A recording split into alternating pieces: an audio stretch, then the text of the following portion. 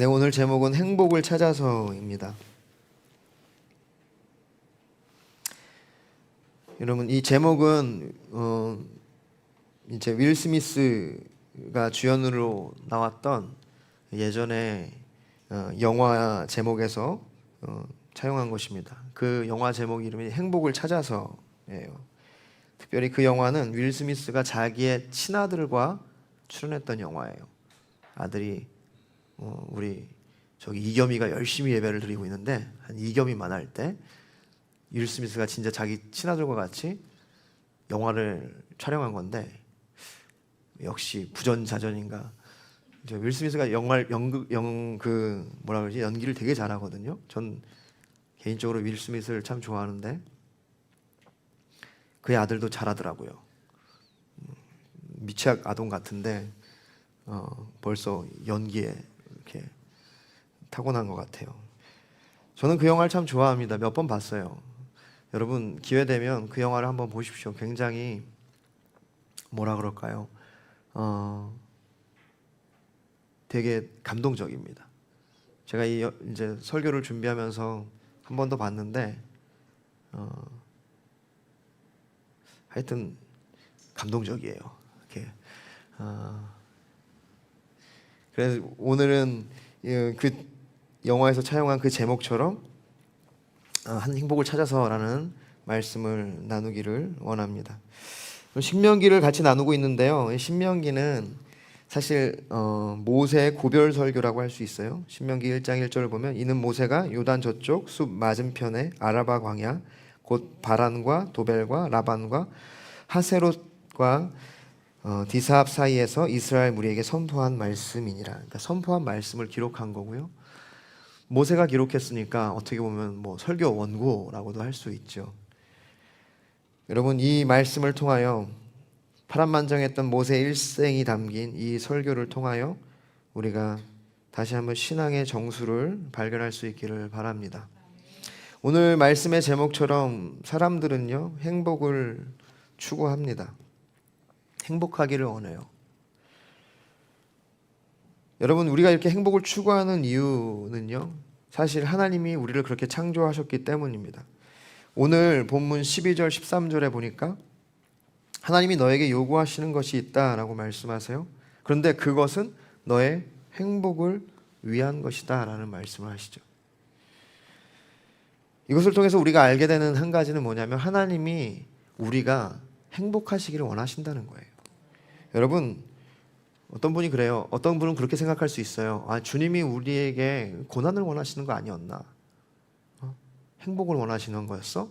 이게 뭔가 이제 퀘스천 마크가 될 수 있는데요. 주님은 우리의 행복을 원하세요. 주님은 불행이나 고생, 고난을 계획하신 것이 아니라 사실은 주님은 행복을 원하시는 겁니다. 행복을 계획하셨어요. 창세기 1장 31절 하나님이 지으신 그 모든 것을 보시니 보시기에 심히 좋았더라. 주님이 보시고 창조하신 후에 사람까지 만드신 후에 모든 것을 보시고 심히 좋았다라고 말씀하세요. 여기서 이 심히 좋았다라는 단어가 바로 토부라는 히브리어입니다. 좋다, 최고다 이런 뜻이죠. 여러분 그런데 그 토부라는 단어가 바로 오늘 본문에 등장하는 행복이라는 단어입니다. 똑같아요. 그렇습니다. 하나님이 온 땅을 창조하시고 사람을 만드시고 느낀 것이 행복이었어요. 그렇기 때문에 하나님은 그 행복을 우리에게 주기를 원하시는 거예요. 할렐루야. 하나님은 우리가 행복하기를 원하세요. 그런데 사단의 전략은요, 그것을 오해하게 만듭니다. 하나님이 우리에게 원하시는 게 마치 고행, 고난, 고통, 견디는 것, 인내하는 것. 물론 우리의 신앙생활에는 그런 게 포함되어 있죠. 그렇지만 그것 자체가 목적이 아니에요. 하나님의 목표는 행복인 줄 믿으시기를 바랍니다. 그렇기 때문에 우리가 행복을 추구하는 것은 굉장히 올바른 욕구이고 바른 방향입니다. 문제는 뭐냐면 행복을 추구하는 방법에서 나타나요. 김영국 목사님이라는 분이 풍성한 삶으로의 초대라는 아주 귀한 책을 썼고 그거에 관련된 이제 성경 공부 교재를 만들었어요. 지금 우리 섬기는 분들과 함께, 사역자분들과 함께 이제 함께 양육자 교육을 하고 있는 게 바로 그 교재입니다. 앞으로 우리가 교제하게 될 때, 성경 공부를 하게 될 텐데 이 교재를 통해서 교제할 겁니다. 그래서 이제 우리가 그렇게 하게 될 건데, 그 목사님이 그 교재에서 사람들이 행복을 추구하는 것은 당연한 건데, 문제는 뭐냐면 행복을 추구할 때 세상 사람들이 네 가지를 추구한다는 거예요.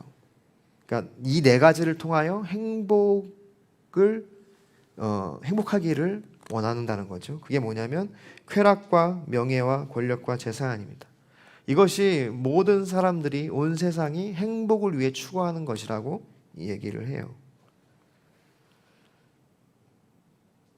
우리도 마찬가지입니다. 결국 사실 하나님을 떠난 인간이 결국 행복을 추구하기 위해서는 이런 것들을 추구하게 되어 있다는 거예요.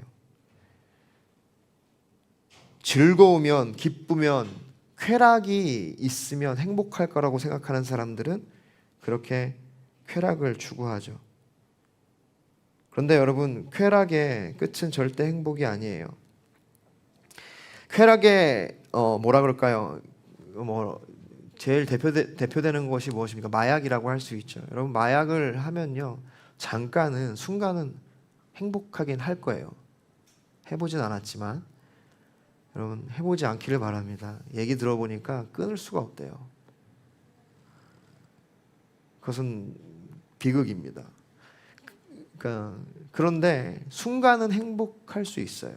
그런데 그것이 금방 끝나고 그리고 곧 굉장히 피폐함이 찾아온다는 거예요. 명예라고 할 때 사람들은 나는 뭐 유명한 사람이 되고 싶지도 않고 정치가에 관심도 없습니다라고 얘기하지만, 사실 그런 것들은 권력에 가깝고요. 명예라는 건 뭐냐면 사람들이 나를 필요로 하는 것, 나를 가치 있게 인정하기 시작하는 것, 그것을 추구하는 것이 명예라고 하는 것입니다. 명예의 핵심은 사람들이 나를 가치 있게 인식하고 인정하기를 바라는 거예요. 권력은 내가 다 결정하고 내가 내 마음대로 하고 싶은 마음일 겁니다. 어느 정도는 필요해요. 어느 정도는 보장되어야 합니다. 그런 것들이. 그러나 그것이 증폭되면 증폭될수록 우리가 그것을 온전히 사용하기 어렵다는 것이죠. 그리고 마지막으로 우리는 재산을 갖기를 원해요. 이 모든 것을 가능하게 하는 것이 재물, 재산이라고 생각하죠.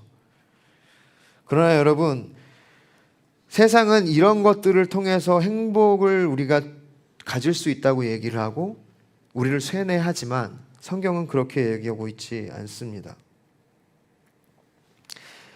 성경은 오히려 다르게 얘기하고 있죠. 성경은 뭐라고 얘기합니까?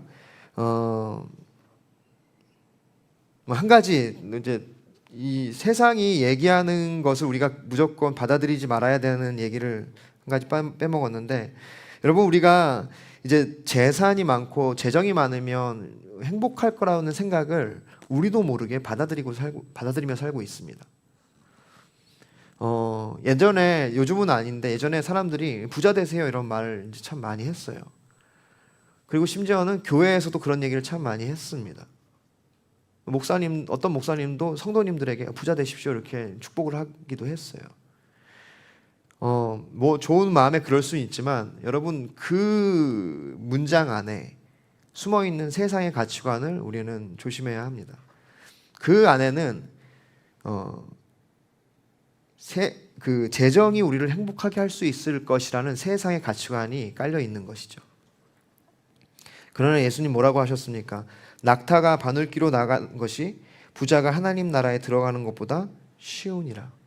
그러니까 우리가 서로에게 부자 되세요라고 얘기를 그냥 하는 것은요, 이것은 사실 예수님의 말씀에 의하면 저주에 가깝습니다.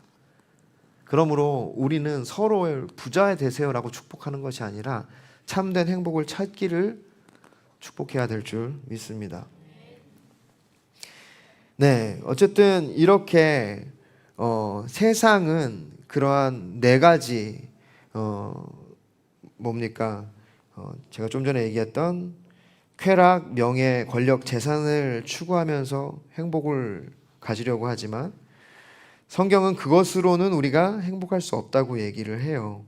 성경에서는 뭐라고 얘기하고 있습니까?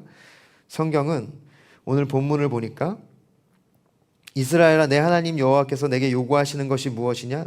곧 내 하나님 여호와를 경외하여 그의 모든 도를 행하고 그를 사랑하며 마음을 다하고 뜻을 다하여 내 하나님 여호와를 섬기고 내가 오늘 내 행복을 위하여 내게 명하는 여호와의 명령과 규례를 지킬 것이 아니냐. 예, 이 본문을 보니까 하나님께서 우리에게 요구하시는 것이 있다고 해요. 그것은 경외하는 것, 주의 말씀에 순종하는 것이에요. 그런데 그것이 우리의 행복을 위한 것이다라고 말씀하세요. 그러니까 성경에서 말하는 것은 쾌락이나 명예나 권력이나 재산을 우리가 그것을 통해서 행복을 취할 수 있는 것이 아니라 바로 하나님 말씀에 순종함으로써 행복을 가질 수 있다고 얘기하는 것이에요. 진짜 행복은 하나님의 말씀에 있다는 것이 성경의 메시지인 것입니다. 다시 말해서 하나님이 요구하시는 것에 우리의 행복이 있다는 것이죠. 행복학으로 유명해진 탈벤 샤르라는 교수님이 있어요. 그러니까 저자이고요. 그는요 이렇게 얘기했습니다. 행복에 관심을 가지던 행복에 관심을 가지지 않던 모든 인간은 행복을 위하여 노력하고 실천해야 한다.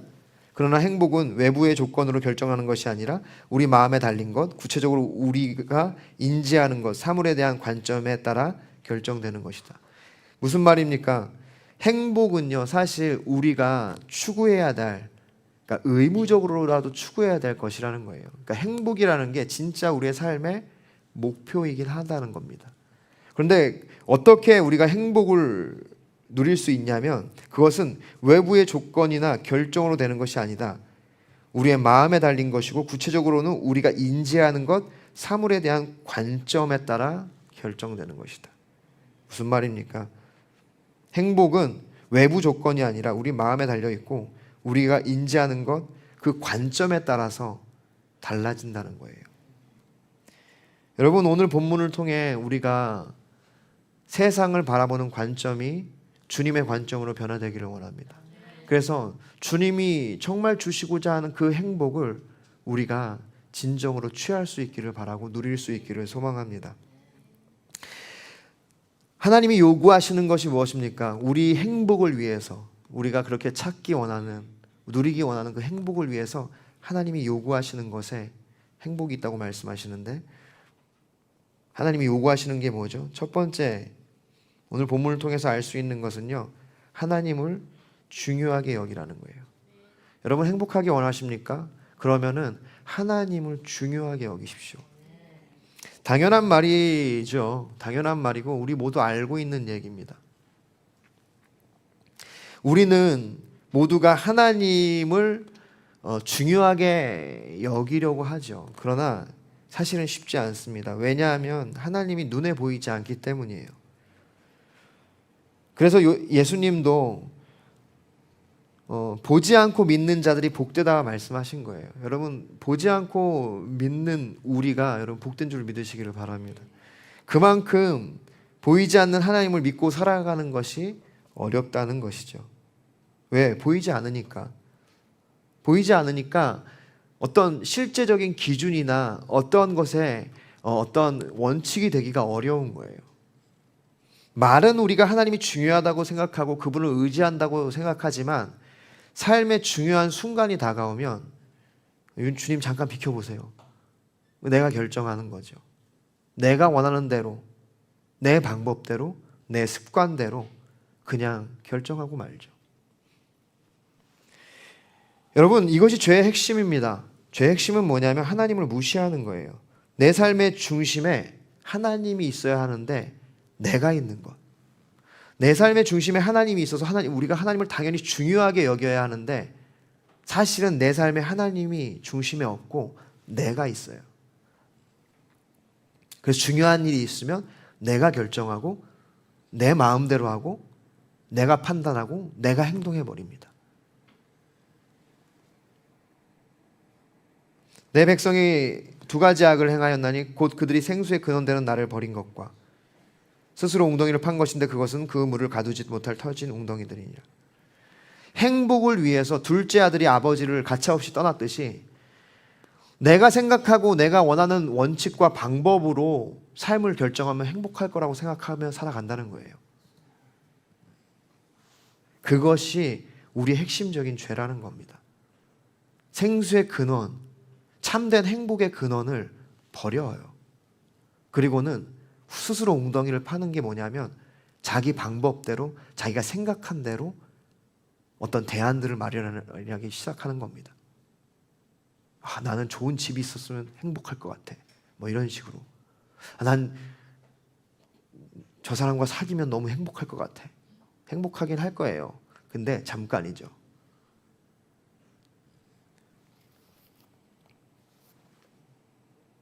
터진 웅덩이들이라는 거예요.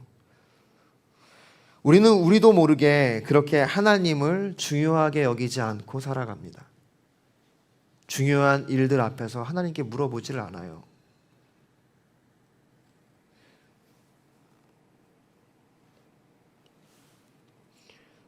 생수의 근원 되신 하나님께 사실 우리는 별 관심이 없습니다. 특별히 내가 진짜 관심 있어 하는 부분이 우리의 삶에 나타나면 마음이 급해지거든요. 하나님 보이지도 않는데 언제 묻고 앉아 있어? 빨리 사야지. 빨리 가야지. 빨리 얘기해야지. 누가 나를 이렇게 뭐라 그럴까 상처를 주면 언제 주님께 묻고 있습니까? 빨리 창문 내리고 그렇게 운전할 거야? 운전하지 마. 제가 그런다는 건 아니고 다른 사람에게 우리가 화를 막 내잖아요.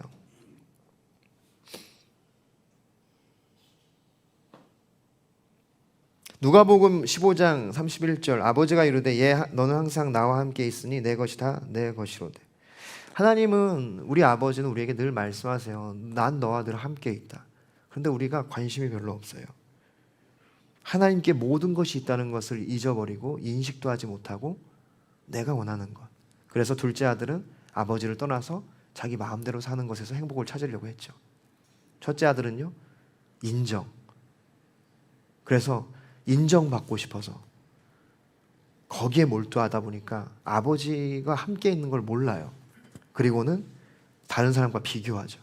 왜 나 인정 안 해주냐고. 왜 둘째 아들만 사랑하냐고.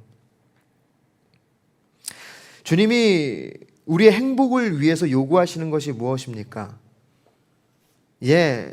너는 항상 나와 함께 있지 않니? 우리와 함께 하길 원하시는 거예요. 미가서 6장 6절부터 8절 오늘 본문과 굉장히 비슷한 구조를 가지고 있는 본문이에요. 내가 무엇을 가지고 여호와 앞에 나아가며 높으신 하나님께 경배할까? 내가 번제물로 1년 된 송아지를 가지고 그 앞에 나아갈까? 여호와께서 천천의 수량이나 만만의 강물 같은 기름을 기뻐하실까? 내 허물을 위하여 내 맏아들을 내 영혼의 죄로 말미암아 몸의 열매를 드릴까? 여러분, 우리가 아무리 많은 예배를 드리고 아무리 뜨거운 예배를 드리는 것이 여러분 그것이 때로는 무의미하게 될 수도 있다는 얘기를 지금 하는 겁니다. 아무리 큰 헌금을 드려도 여러분 그것이 무의미할 수도 있는데, 왜냐하면 주님이 그것보다 진짜 원하시는 게 뭐냐면, 사람아 주께서 선한 것이 무엇임을 내게 보이셨으니 여호와께서 내게 구하시는 것은 오직 정의를 행하며 인자를 사랑하며 겸손하게 내 하나님과 함께 행하는 것이 아니냐. 겸손히 하나님을 인정하며 그분과 동행하는 것. 다시 말해서 하나님을 중요하게 생각하는 것. 그게 하나님이 원하시는 겁니다. 여러분의 인생의 그 마디마디마다 그 누구를 만나든 어떤 일을 하든 여러분의 삶의 중심에 하나님이 계신 것. 주님 어떻게 할까요? 어떤 걸 원하십니까? 잠깐 비켜보세요. 나 진짜 너무 화났거든요. 하나님이고 뭐고 난 모르겠어. 교회고 뭐고 난 모르겠고 뭐 이런 식으로 하나님이 없어져요.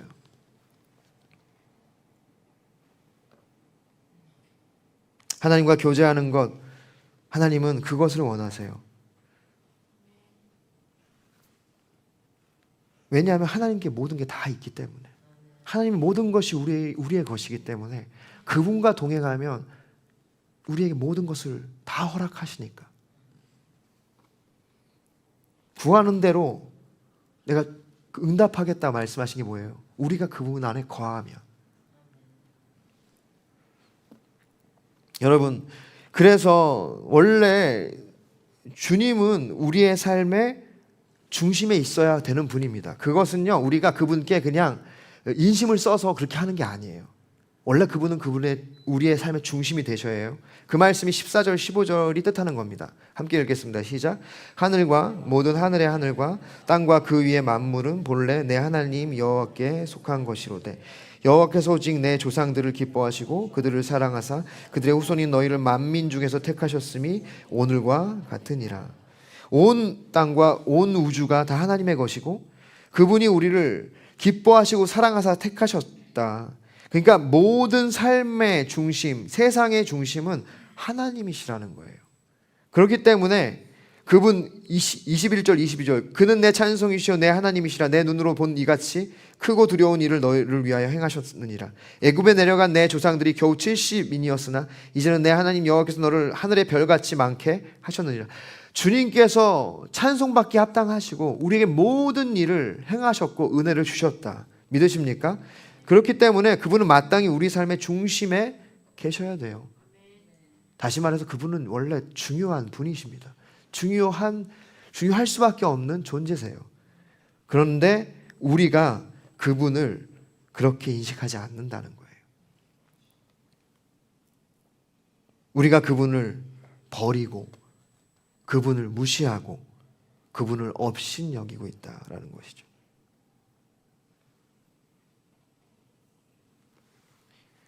언제 그랬습니까? 여러분, 우리가 우리 실생활에서 특히 여러분 우리가 반복되는 죄 앞에서 우리가 하나님을 업신여기고 있다고요. 무시하고 있다고요. 내 생각, 내 방식, 내 습관, 내 기준 그것들로 살아가고 있는 것이죠. 그러다 보니까 우리가 하나님을 버리고 세상의 쾌락과 명예와 권력과 재산을 통해서 행복을 추구하고 있는 것입니다. 여러분 정말 하나님을 중요하게 여기십니까? 아니면 여전히 그분을 여러분의 삶의 중심이 아닌 변두리에 두고 계신가요? 중요하게 여겨 드릴까요? 라고 그렇게 대우하고 있습니까?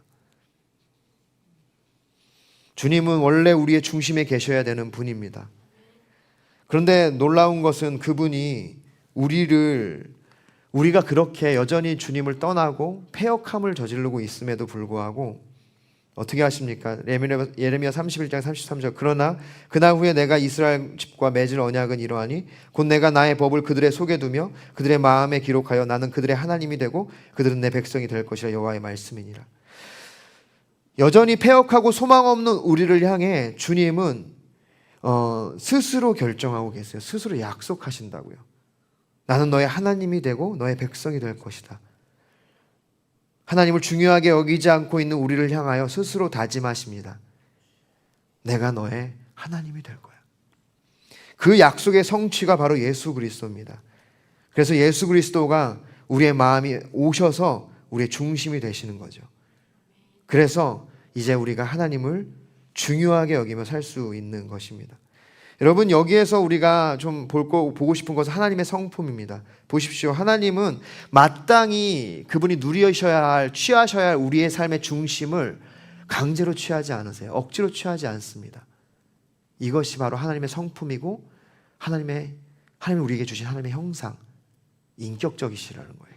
우리에게 요구하시죠. 요청하시고. 볼지어다 내가 문 밖에 서서 두드리노니 누구든지 내 음성을 듣고 문을 열면 내가 그에게로 들어가 그와 더불어 먹고 그는 나와 더불어 먹으리라. 할렐루야. 주님은 오늘도 우리의 중심에 있고 싶어 하세요. 왜냐하면 그게 옳으니까, 그게 맞으니까, 그로 말미암아 우리가 진짜 행복을 얻을 수 있으니까. 그래서 우리에게 얘기하십니다. 그 문을 열어달라고. 내가 너의 삶의 중심이 되기를 원한다고. 여러분 행복하길 원하십니까? 다른 데서 행복을 찾지 마십시오. 여러분 진짜 행복하길 원하면 하나님을 중요하게 여기십시오. 마땅히 그분이 계셔야 할 여러분의 삶의 중심에 그분을 모실 수 있기를 바랍니다. 두 번째로 우리가 행복하길 원한다면 예배를 중요하게 여기십시오. 하나님을 중요하게 여기는 그것은요 예배에서 결정됩니다. 오늘 이 본문에 그러므로 6절 16절에 그러므로 너희는 마음에 할례를 행하고 다시는 목을 곧게 하지 말라. 마음에 할례를 행하고 목을 곧게 하지 말라. 그러면은 마음에 할례를 행하지 않고 목을 곧게 하는 게 무엇입니까? 그것을 말씀하시는 건데요. 여러분, 이 마음의 할례의 중요함은 그것이 하나님이 원하시는 것인데, 여러분, 할례라는 것은요 구별된 행위입니다. 그러니까 내가 하나님을 믿는 믿음으로써 이스라엘 백성이 자신의 자녀가 태어나면 그 자녀에게 행한 것이 할례예요. 그러니까 외적인 행위라고요. 여러분, 우리의 삶의 외적인 행위가 바로 예배입니다. 그러니까 예배가 우리의 삶에 어떤 할례의 역할을 하는 거예요. 구별된 행위. 그러므로 우리가 예배를 중요하게 여겨야 합니다. 그런데 여기 보니까 마음의 할례를 행하래요. 무슨 말입니까? 여러분, 유대인들은요 다 육적인 할례를 받았어요. 그런데 육적인 할례보다 중요한 것이 마음의 할례라는 거예요.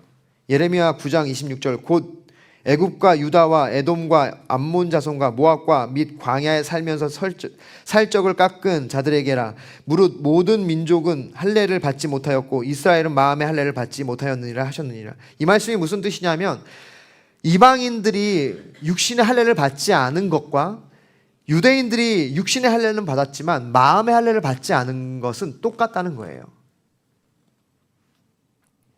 바울도 이렇게 얘기합니다. 무릇 로마서 2장 28절 무릇 표면적 유대인이 아니요 표면적 육신의 할례가 아니니라. 오직 이면적 유대인이며 할례는 마음에 할지니 영에 있고 율법 조문에 있지 아니한 것이라. 그 칭찬이 사람에게가 아니요 다만 하나님에게서니라. 할렐루야.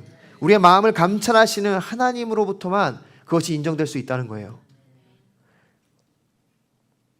할례는 내적인 것을 외적으로 표현하는 겁니다. 우리의 예배는 우리 안에 있는 믿음을 외적으로 표현하는 행위예요.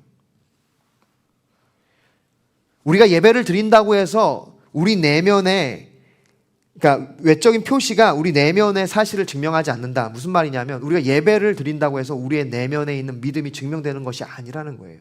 우리 마음으로부터 예배가 시작돼야 된다는 겁니다. 예배를 중요하게 여기라는 말은요, 그러니까 형식적인 예배를 드리지 말라는 겁니다. 여러분, 말씀을 들을 때도 마찬가지예요. 여러분, 형식적으로 듣지 마십시오. 설교를 형식적으로 듣는 것처럼 비극은 없는 것입니다. 여러분, 우리 귀한 마무리교회 성도님들에게 감사하는 것은 언제나 부족한 설교를 정말 이 하나님께 말씀을 듣기 위한 마음으로 들어주시는 게 너무 감사해요. 근데 이것이 여러분 축복인 줄 믿으시기를 바랍니다. 여러분, 이 외식하는 것, 겉보기에만 좋게 꾸미는 것이 외식인데요, 이 형식적인 예배 주님은 너무도 싫어하세요. 마태복음 23장 27절부터 28절에 화 있을 외식하는 서기관들과 바리새인들이 회칠한 무덤 같으니 겉으로는 아름답게 보이나 그 안에는 죽은 사람의 뼈와 모든 더러운 것이 가득하도다. 이와 같이 너희도 겉으로는 사람에게 옳게 보이되 안으로는 외식과 불법이 가득하도다. 외식이 뭐냐면 안 그런 척하는 겁니다. 여러분, 그것이 목을 곧게 하는 거예요. 여러분, 그리스도인의 특징은요, 죄를 인정하는 것에 있어요. 자기가 죄인 줄 아는 겁니다.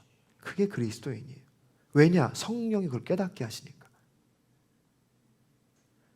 그리스도인이 아닌 사람의 특징은요, 변명을 합니다. 자신을 치장하고 그리고 핑계를 댑니다.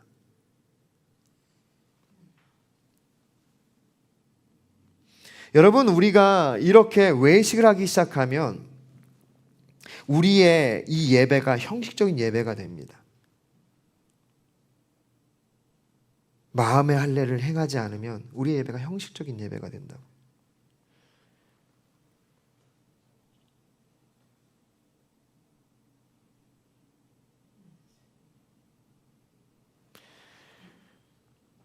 이사야서 1장 12절부터 13절을 보면 너희가 내 앞에 보이러 오니 이것을 누가 너희에게 요구하였느냐.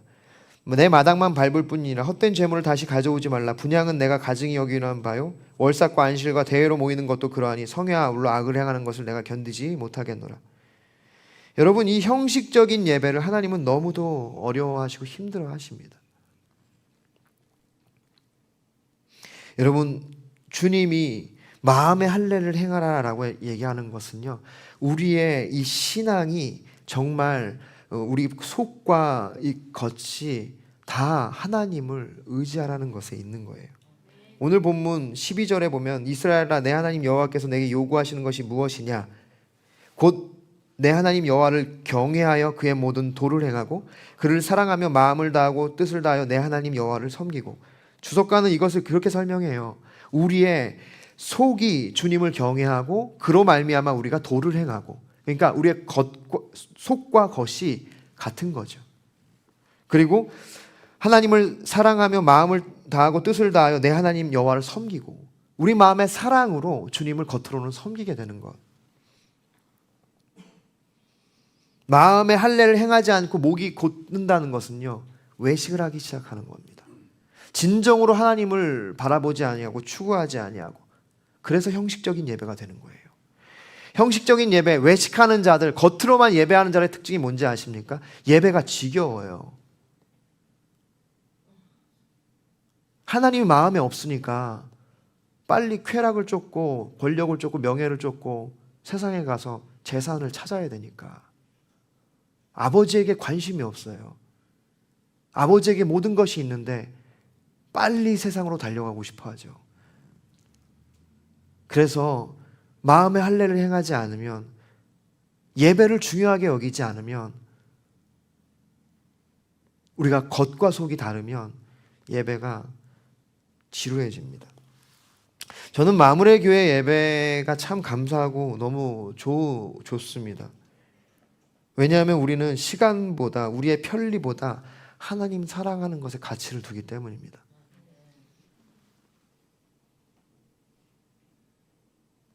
시간이 참 많이 가죠. 저도 제가 이렇게 얘기하고 있지만 늘 시간에 대해서 저도 쫓기는데, 그런데 아무리 생각해도 제가 많이 고민하거든요. 찬양을 짧게 할까? 여러분 중에 그걸 원하시는 분들이 있을 거라고 생각하는데,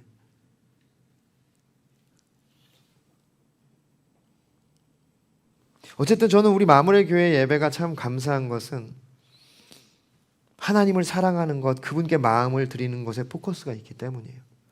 빨리 끝내고 사람들이 좀 편리하게, 컴팩트하게, 세련되게, 그리고 마치고 빨리 가서 내 볼일 보게 하는 거기에 포커스가 있는 것이 아니라 정말 하나님을 사랑하고 그분을 예배하는 것 자체에 포커스가 있기 때문에 저는 참 감사한 것 같아요.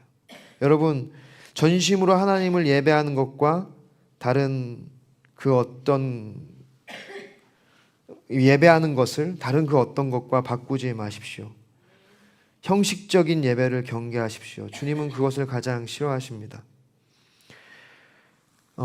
예배를 중요하게 여긴다는 것은요, 그분께 가까이 가는 것을 의미해요. 그분께 가까이 가서 그의 말씀을 들으려고 하는 거예요. 여러분, 예배를 중요하게 여기는 것은요, 우리가 말씀을 읽고 또 아침 예배, 기도하려고 하는 것이 다 포함되는 겁니다. 하나님께 가까이 가려고 하는 것이 예배를 중요하게 여기는 거예요. 오늘 본문 보니까 내 하나님 여호와를 경외하여 그를 섬기며 그에게 의지하고 그의 이름으로 맹세하라 라고 할 때, 그에게 의지하고라는 이 단어가 다바크라는 단어인데요, 이거는요 사실 의지한다는 뜻보다는 가까이 붙다라는 뜻이에요. 그래서 이사야서 55장 6절에서 이렇게 말씀하세요. 너희는 여호와를 만날 만한 때에 찾으라, 가까이 계실 때 그를 부르라. 여러분, 이 예배가 여러분에게 중요한 예배가 되기 위해서는요, 여러분이 더 가까이 가려고 하셔야 돼요. 뭐 어떻게 되겠지가 아니라 하나님께 가까이 가려고 해야 합니다. 왜냐하면 이사야서 55장 우리가 방금 읽었던 말씀 그 다음 절에 나와 있죠. 악인은 그의 길을, 불의한 자는 그의 생각을 버리고 여호와께로 돌아오라. 그리하면 그가 긍휼히 여기시리라. 우리 하나님께 돌아오라. 그가 너그럽게 용서하시리라. 이는 내 생각이 너희의 생각과 다르며 내 길은 너희의 길과 다름이라. 여호와의 말씀이냐. 여러분, 이것이 목을 곧게 하지 않는 겁니다. 더 이상 내 생각을 주장하지 않는 거예요. 내 관점과 내 관념을 고집하지 않는 겁니다. 목이 곧은 것은요, 자기의 생각을 버릴 줄 모르는 거예요. 주님께 가까이 간다는 것은요, 그 음성을 듣고 그 생각을 알기를 원하는 것에서부터 시작되는 거예요. 그분께 해답이 있다는 것을 믿을 때 우리는 그분께 가까이 가려고 하고 예배 드리려고 합니다. 말씀을 들으려고 하고, 거기에 뭐가 있습니까? 우리가 하나님의 생각을 알게 된다는 거예요. 여러분, 이 하나님의 생각을 알지 않고서는 여러분은 여전히 세상에 가서 명예와 쾌락과 권력과 재산을 통해서 여러분의 행복을 추구하게 될 것이라는 말입니다. 근데 그것은 터진 웅덩이라는 거예요. 하나님을 떠나는 것이라는 거예요. 그래서 우리는 우리의 목을 곧게 하지 말고 마음의 할례를 받고 전심으로 진심으로 하나님을 예배해야 된다는 겁니다. 주님 가르쳐 주세요. 그럴 때 우리의 생각을 바꾸시는 겁니다. 여러분, 그때 우리에게 진짜 행복이 시작되는 줄 믿으시기를 바랍니다. 마지막 세 번째로 사람들을 중요하게 여기십시오. 첫 번째는요, 하나님을 중요하게 여기셔야 해요. 두 번째는요, 예배를 중요하게 여겨야 합니다. 세 번째는요, 사람들을 중요하게 여기십시오. 오늘 본문 17절부터 19절 같이 읽겠습니다. 시작. 너희의 하나님 여호와는 신 가운데 신이시며 주 가운데 주이시여 크고 능하시며 두려우신 하나님이시라. 사람을 외모로 보지 아니하시며 뇌물을 받지 아니하시고 고아와 과부를 위하여 정의를 행하시며 나그네를 사랑하시고 그에게 떡과 옷을 주시나니 너희는 나그네를 사랑하라. 전에 너희도 애굽 땅에서 나그네 되었습니다. 아멘. 여기 보십시오. 하나님은 외모로 보지 아니하시며 뇌물을 받지 아니하시고, 그러니까 한마디로 사람의 조건에 의해서 행동하지 않으신다는 거예요. 그러니까 우리가 잘생기든 못생기든 하나님이 그거에 따라서 우리가 뭔가 잘 갖췄든 못 갖췄든 그거에 따라서 어떤 우리를 향하여 행동하시는 게 아니라는 거죠. 여기 보니까 고아와 과부를 위하여 정의를 행하시며 나그네를 사랑하여 그에게 떡과 옷을 주시나니, 무슨 뜻입니까? 하나님이 조건으로 사람을 대하지 않는다는 뜻이에요. 그것이 하나님의 정의와 하나님의 공의입니다. 하나님은 사랑으로 나그네를 대접하셨다. 먹이셨다. 여러분, 나그네는요, 여행자는요, 우리가 사랑해야 할 의무가 있는 사람들이 아니에요. 지나가면 그만인 겁니다. 고아와 과부도 마찬가지죠. 그들은 어떤 사랑받을 만한, 어떤 은혜를 입을 만한 조건들을 갖추고 있는 사람들이 아니에요. 그런데 하나님이 전능하신 그분이, 크고 놀라우신 그분이 그들에게 공의와 정의를 행하시고 나그네를 입히시고 떡을 주신다, 먹이신다. 그 말은 뭐냐면 하나님이 조건 없이 사랑하신다는 겁니다. 그러나 세상 사람들은 어떻습니까? 사람을 이용하려고 하죠. 나에게 도움이 되는 사람은 사랑하고 가까이 두고 걸림돌이 되는 사람은 멀리하려고 합니다. 여러분, 그것은 하나님 마음이 아니라는 거예요. 주님 뭐라고 하세요? 너희도 나그네를 사랑하라. 조건 없이 사랑하라는 거예요. 베풀라는 겁니다. 사람을 중요하게 여기는 것은 바로 이것이에요. 우리가 조건 없이 사람들을 사랑하고 대하는 것을 의미합니다. 그것은 더 이상 사람들을 재화나 용역이나 수단으로 보지 않는 거예요. 그것이 하나님의 정의의 핵심입니다. 연약한 사람을 돕고 사랑하는 것, 그것이 진정한 인격적인 행동인 거죠. 이것이 사람을 중요하게 여기는 것이에요. 하나님을 사랑하면 우리도 하나님처럼 사람을 보게 됩니다. 하나님을 사랑하면 우리는 형제들을 사랑하게 되어 있어요. 하나님을 사랑한다고 하고 우리가 형제를 미워하면 우리가 아직 하나님 사랑을 모르는 거라고 요한일서가 가르쳐주고 있습니다. 하나님의 사랑은 우리의 생각을 바꾸고 느낌을 바꾸고 감정을 바꿉니다. 사람이란 섬겨야 할 대상이라는 것을 깨닫게 하신다는 거예요. 나에게 유익이 되고 필요한 사람은 좋아하고 나에게 어려움이 되고 상처가 되면 멀리하는 것, 여러분, 이것은 하나님 마음이 아닙니다. 사실 이것은 우리가 세상 사람들과 같이 다른 사람을 수단과 도구로 보고 있다는 반증입니다. 여러분, 우리도 하나님과 같이 사람들을 중요하게 여길 수 있기를 축복합니다. 조건 없이 사랑해야 하는 것이죠. 하나님 그걸 얘기하는 거예요. 신명기 10장 15절, 여호와께서 오직 내 조상들을 기뻐하시고 그들을 사랑하사 그들의 후손인 너희를 만민 중에 택하셨으니 오늘과 같으니라. 무슨 뜻이에요? 조건 없이 우리를 택하시고 기뻐하시고 사랑하셨다라는 겁니다. 그러므로 이 무조건적인 사랑을 받은 우리가 다른 사람을 대할 때도 무조건적인 사랑으로 대해야 한다는 것입니다. 더 이상 조건을 두지 마십시오. 저 사람은 잘났으니까, 나에게 유익이 되니까 사랑하고, 저 사람은 나를 아프게 하니까 멀리하고 버리고.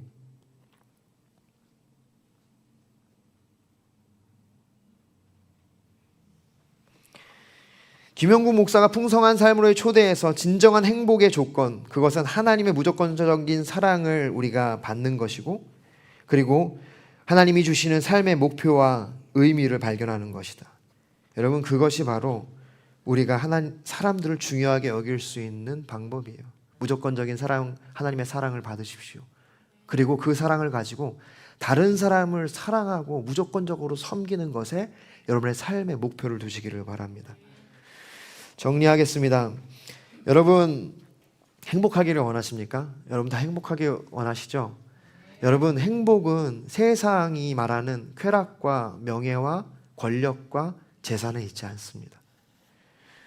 주님 말씀하세요. 요한복음 15장 9절부터 11절, 아버지께서 나를 사랑한 것 같이 나도 너희를 사랑하였으니 나의 사랑 안에 거하라. 내가 아버지의 계명을 지켜 그의 사랑 안에 거하는 것이 너도 내 계명을 지키면 내 사랑 안에 거하리라. 왜 주님이 우리를 그 사랑 안에 거하라고 말씀하십니까? 왜 주님이 우리를, 하나님을 중요하게 여기고 예배를 중요하게 여기고 다른 사람을 중요하게 여기라고 하십니까? 그것이 우리가 주님과 교제하는 방식이기 때문이에요. 그분이 우리와 교제하기 원해서. 여러분, 우리가 하나님을 중요하게 여기지 않으면 하나님과 교제할 수 없습니다. 우리가 예배를 중요하게 여기지 않으면 우리는 하나님과 교제할 수 없고, 우리가 다른 사람을 중요하게 여기지 않으면 우리는 하나님과 교제할 수 없습니다. 다른 사람을 미워하면서 하나님을 섬긴다고 하는 것은 사실 하나님을 사랑하는 것이 아니고 섬기는 것이 아니고 그것은 샤머니즘인 것이죠.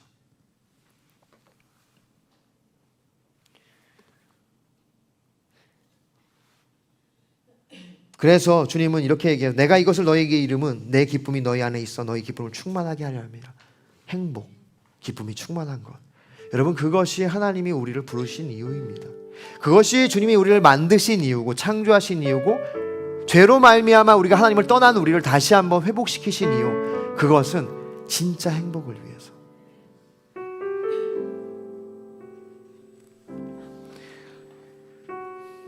저는 시를 잘 모르지만 좋아하는 시가 몇 개 있어요. 그중에 윤동주 시인의 시 몇 개를 좋아하는데, 그중에 십자가라는 시를 함께 나누고 말씀을 마치고 싶은데 제가 한번 읊어드리겠습니다. 십자가, 쫓아오던 햇빛인데 지금 교회당 꼭대기 십자가에 걸렸습니다. 첨탑이 저렇게도 높은데 어떻게 올라갈 수 있을까요? 종소리도 들려오지 않는데 휘파람이나 불며 서성거리다가, 괴로웠던 사나이 행복한 예수 그리스도에게처럼 십자가가 허락된다면 모가지를 들이우고 꽃처럼 피어나는 피를 어두워가는 하늘 밑에 조용히 흘리겠습니다. 괴로웠던 사나이 행복한 예수 그리스도. 여러분, 우리가 사랑하는 시인 윤동주, 그는 적어도 행복이 세상의 권력과 명예와 그리고 재산 그리고 쾌락에 있다고 생각하지 않았던 것 같습니다. 적어도 그는 행복한 예수 그리스도라는 표현에서 알 수 있듯이 고통의 길을, 고난의 길을 가신 그 예수 그리스도에게 행복이 있다고 믿었던 것 같습니다. 그렇습니다. 그래서 그는 짧은 삶이었지만 영원히 우리의 가슴에 진정한 빛을 심어주고, 그렇게 장렬하게 형장의 이슬로 하나님께 간 사람이 되었죠. 그는 진짜 행복이 예수님께 있다는 것을 안 사람이었습니다. 그러므로 여러분 진짜 행복하게 원하신다면 더 이상 헤매지 마십시오. 다른 곳에서 여러분 그 행복을 찾지 마십시오. 하나님을 중요하게 여기시고 예배를 중요하게 여기시고 사람들을 중요하게 여기십시오. 거기에 진정한 행복이 있습니다.